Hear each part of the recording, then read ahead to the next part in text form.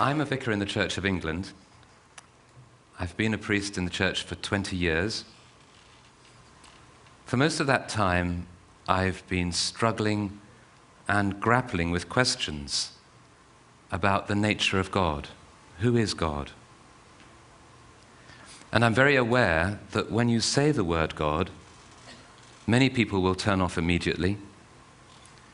And most people, both within and outside the organized church, still have a picture of a celestial controller, a rule maker, a policeman in the sky, who orders everything and causes everything to happen.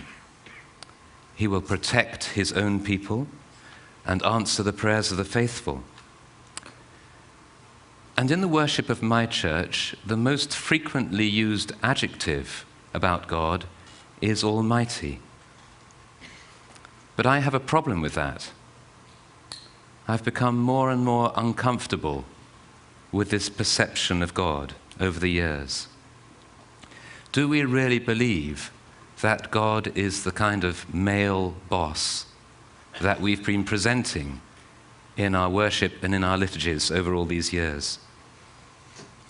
Of course, there have been thinkers who've suggested different ways of looking at God, exploring the feminine, nurturing side of divinity, suggesting that God expresses himself or herself through powerlessness rather than power, acknowledging that God is unknown and unknowable by definition, finding deep resonances with other religions and philosophies and ways of looking at life as part of what is a universal and global search for meaning.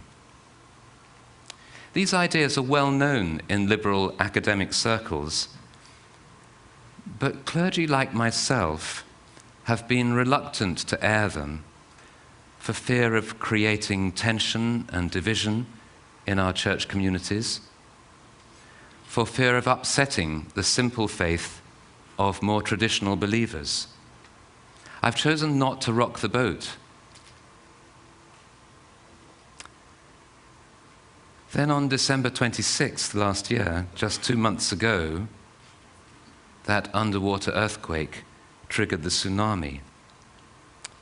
And 2 weeks later, Sunday morning, 9th January, I found myself standing in front of my congregation, intelligent, well-meaning, mostly thoughtful Christian people,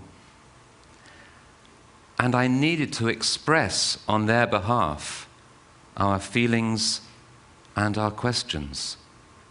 I'd had my own personal responses, but I also have a public role, and something needed to be said. And this is what I said. Shortly after the tsunami, I read a newspaper article written by the Archbishop of Canterbury, fine title, about the tragedy in southern Asia. The essence of what he said was this: the people most affected by the devastation and loss of life do not want intellectual theories about how God let this happen. He wrote, if some religious genius did come up with an explanation of exactly why all these deaths made sense, would we feel happier or safer or more confident in God? If the man in the photograph that appeared in the newspapers holding the hand of his dead child was standing in front of us now, there are no words that we could say to him. A verbal response would not be appropriate. The only appropriate response would be a compassionate silence and some kind of practical help. It isn't a time for explanation or preaching or theology. It's a time for tears. This is true. And yet, here we are, my church in Oxford, semi-detached from events that happened a long way away, but with our faith bruised and we want an explanation from God. We demand an explanation from God. Some have concluded that we can only believe in a God who shares our pain.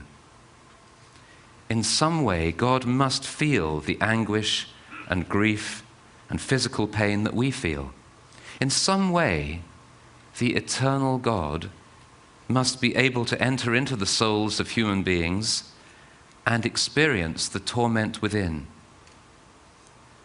And if this is true, it must also be that God knows the joy and exaltation of the human spirit as well. We want a God who can weep with those who weep and rejoice with those who rejoice. This seems to me both a deeply moving and a convincing restatement of Christian belief about God. For hundreds of years, the prevailing orthodoxy, the accepted truth, was that God the Father, the Creator, is unchanging, and therefore, by definition, cannot feel pain or sadness. Now, the unchanging God feels a bit cold and indifferent to me. And the devastating events of the 20th century have forced people to question the cold, unfeeling God. The slaughter of millions in the trenches and in the death camps have caused people to ask, where is God in all this? Who is God in all this? And the answer was, God is in this with us, or God doesn't deserve our allegiance anymore. If God is a bystander, observing but not involved, then God may well exist, but we don't want to know about him. Many Jews and Christians now feel like this, I know, and I am among them.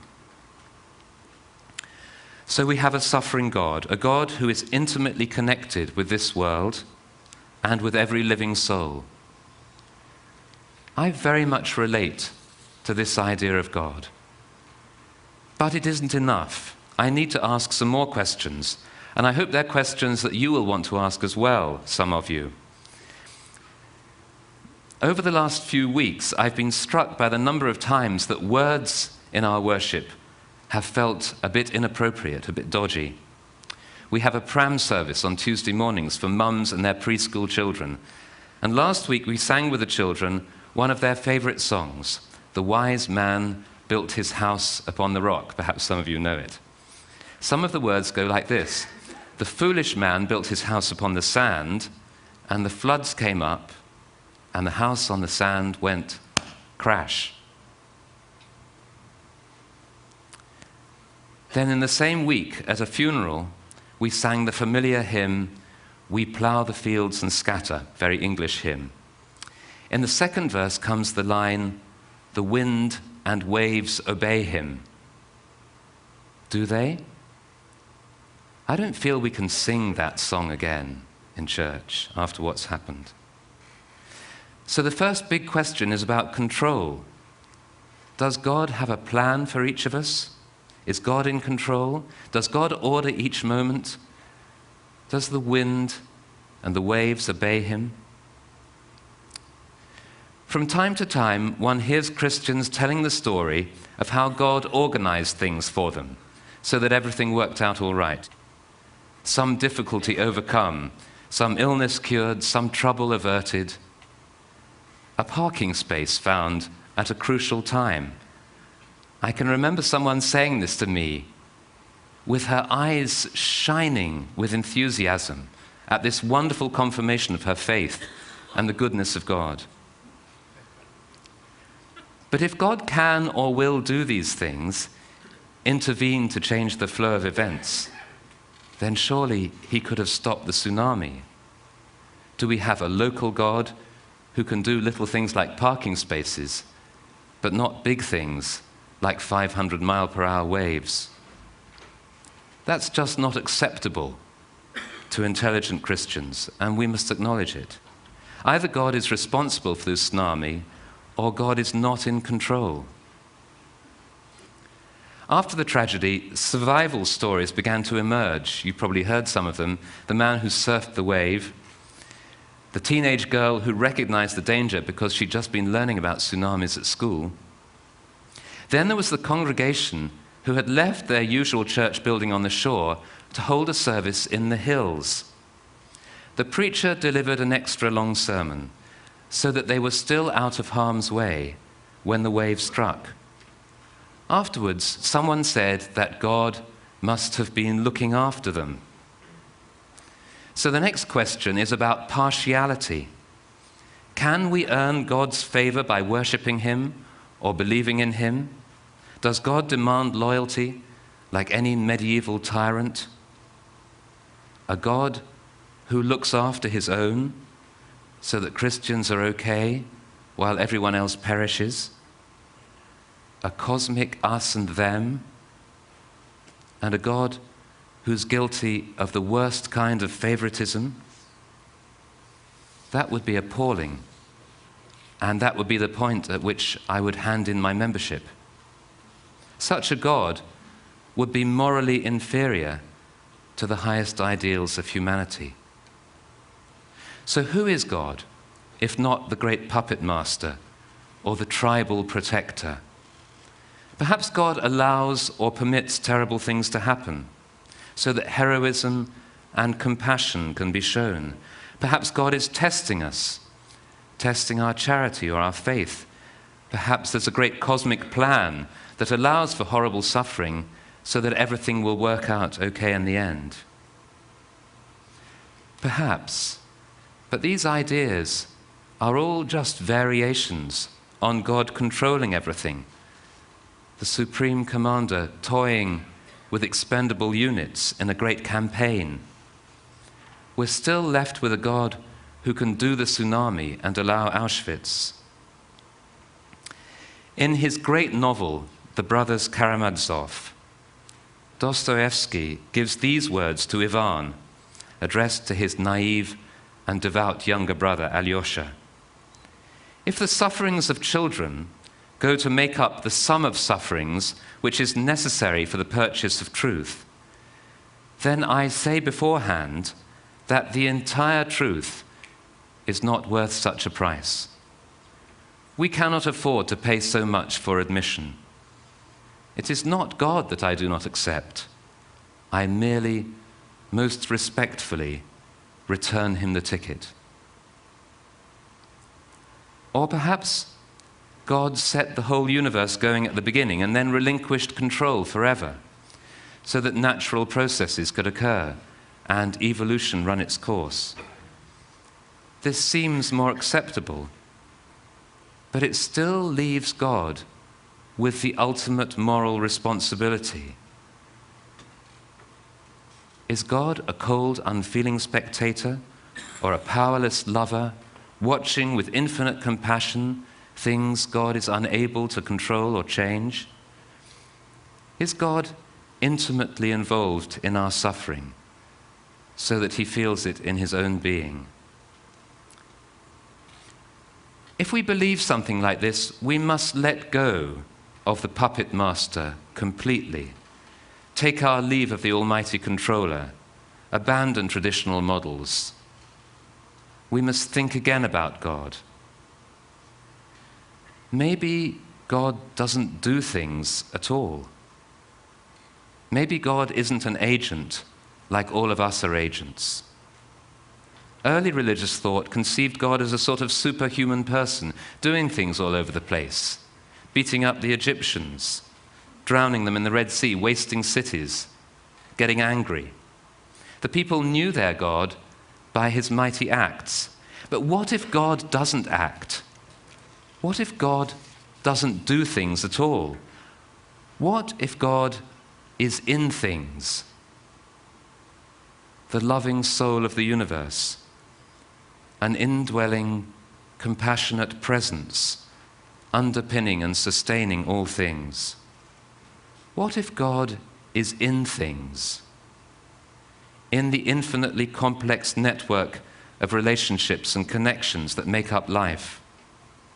In the natural cycle of life and death, the creation and destruction that must happen continuously, in the process of evolution, in the incredible intricacy and magnificence of the natural world, in the collective unconscious, the soul of the human race, in you, in me, mind and body and spirit, in the tsunami, in the victims, in the depth of things, in presence and in absence, in simplicity and complexity, in change and development and growth. How does this inness, this innerness, this interiority of God work? It's hard to conceive and begs more questions. Is God just another name for the universe with no independent existence at all? I don't know. To what extent can we ascribe personality to God? I don't know. In the end, we have to say, I don't know. If we knew, God would not be God. To have faith in this God would be more like trusting an essential benevolence in the universe, and less like believing a system of doctrinal statements. Isn't it ironic that Christians who claim to believe in an infinite, unknowable being then tie God down in closed systems and rigid doctrines? How could one practice such a faith? By seeking the God within, by cultivating my own inwardness, in silence, in meditation, in my inner space, in the me that remains when I gently put aside my passing emotions and ideas and preoccupations, in awareness of the inner conversation. And how would we live such a faith? How would I live such a faith? By seeking intimate connection with your inwardness, the kind of relationships when deep speaks to deep.